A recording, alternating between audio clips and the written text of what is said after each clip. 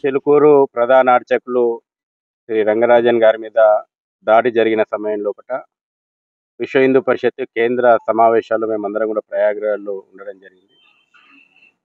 దాడి విషయం వెలుగు చూసిన తర్వాత యావత్ ప్రపంచవ్యాప్తంగా ఉన్నటువంటి భక్తకోటి హిందూ సమాజం తీవ్రమైనటువంటి మనోవేదనకు గురైనటువంటి విషయము.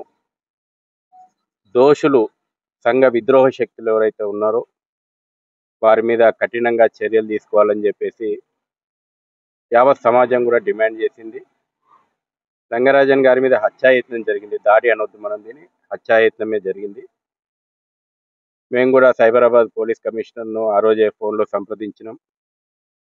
స్పష్టంగా కఠినాతి కఠినంగా దోషులకు శిక్ష పడేలాగా, దీని వెనకాల అనేక రకాలైనటువంటి కుట్రలు దాగున్నటువంటి అనుమానాలు వ్యక్తం అవుతా ఉన్నాయి.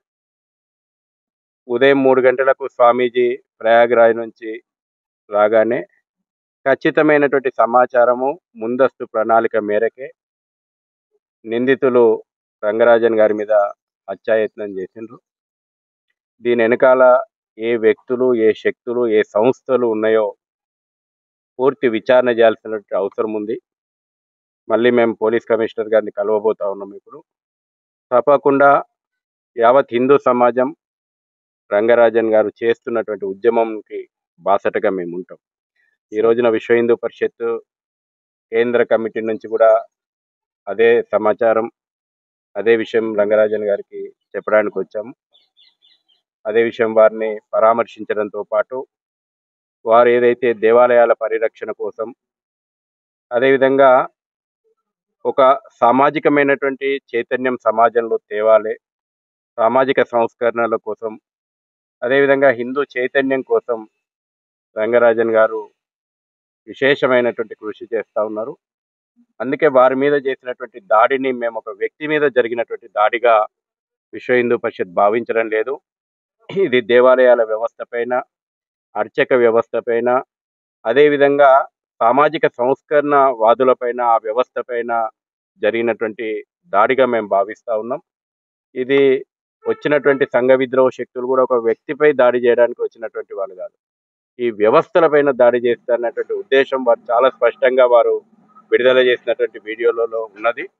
కాబట్టి దీని వెనకాల అతి పెద్ద కుట్ర ఉన్నది.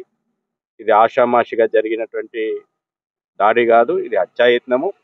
ఒక కుట్రపూరితంగా ఈ యొక్క దాడి జరిగింది. దాన్ని వెలికి తీయాల్సిన అవసరం ఇప్పుడు పోలీసులు చట్ట ప్రకారం వారిని వెలికి తీయాల్సిన అవసరం ఉంది. సార్, రామరాజ్యం రాతలు ఈ సందర్భం లోపట సంస్థలను మీద టార్గెట్ పెట్టుకొని అప్రతిష్ట పాలు చేయాలనుకున్నటువంటి సంస్థల మీద మేము చట్ట ప్రకారం వారికి లీగల్ నోటీసులు పంపుతాము. రామరాజ్యం పేరు చెప్పుకొని ఒక ప్రధానమైనటువంటి వ్యవస్థ, చిలుకూరు లాంటి ఒక పవిత్రమైనటువంటి దేవాలయం లోపట కోటానుకోట్ల మంది భక్తులకు నిత్యం దిశానిర్దేశం చేసేటువంటి ఒక స్వామి మీద దాడి చేసినటువంటి ఒక సంఘ విద్రోహ శక్తికి అసలు హిందూ సమాజం వెలివేసింది. అటువంటి వ్యక్తిని హిందూ సమాజం వెలివేస్తుంది. అటువంటి వ్యక్తిని నిజమైనటువంటి రామరాజ్యం ఏంది?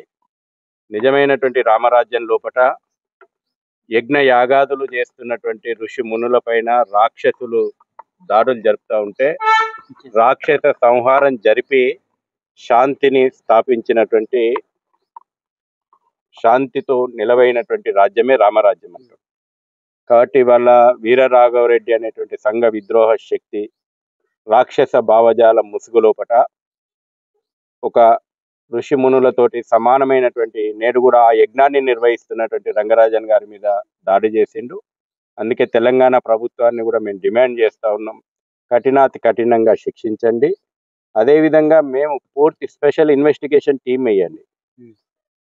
ఈ రోజున అనేక సంస్థలు, నాస్తిక సంస్థలు, దేవుణ్ణి విశ్వసించినటువంటి సంస్థలు, లేకపోతే ఈ దేశానికి ధర్మానికి వ్యతిరేకంగా కుట్రలు చేసేటువంటి సంస్థలు వాళ్ళ ప్రమేయం ఉందని కూడా ఈరోజు మేము అనుమానం పడతా ఉన్నాం.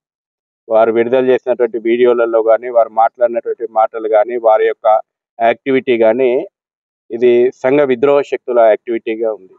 ఎవరి చరిత్రనో ఏందో అందరికీ తెలుసు. ఈ రోజున విమర్శించేటువంటి వాళ్ళు, ఆరోపణలు చేస్తున్నటువంటి వాళ్ళు, వాళ్ళ చరిత్ర ఈ దేశంలో అందరికీ తెలుసు. కాబట్టి సంఘ విద్రోహ శక్తులు దీని కుట్ర కోణాలను వెలుగుదీయాలంటే పోలీసులు మేము విశ్వ హిందూ పరిషత్ డిమాండ్ చేస్తుంది, స్పెషల్ ఇన్వెస్టిగేషన్ టీం ఏర్పాటు చేయండి. గతంలో ఇంకెన్ని దాడులు జరిగినాయి, ఇంకా వెలుగు చూడని దాడులు అనేకం ఉండొచ్చు. గతంలో ఎన్ని దాడులు జరిగినాయి, అసలు వీళ్ళ దీర్ఘకాలిక ప్రణాళిక ఏంది, పూర్తి స్థాయి ఇన్వెస్టిగేషన్ చేయాల్సినటువంటి అవసరం ఉంది. అదే విషయాన్ని మేము కమిషనర్ గారితో కూడా లిఖితపూర్వకంగా కోరబోతాం. ఈరోజు రంగరాజన్ గారితో దాడి జరిగిన తర్వాత ప్రతి నిమిషం మేము మాట్లాడుతూనే ఉన్నాం, ఏం జరుగుతుందో తెలుసుకుంటూనే ఉన్నాం. హిందూ సంఘాలుగా ఫస్ట్ ఆఫ్ ఆల్ హిందూ సంఘాలుగా మేమందరం కూడా ఈ దాడి జరిగిన విధానం చూసి నిజంగా సిగ్గుపడతా ఉన్నాం. కాకపోతే ఈ క్షణంలో మేమైతే శశిధర్ అన్న గారితో పాటు కలిసి వారికి వచ్చి పరామర్శించి హిందూ సంఘాలన్నీ మీతో ఎప్పటికీ తోడు ఉంటాయి, ఎప్పటికీ ఉంటాయన్న విషయం చెప్పాలని రావడం జరిగింది.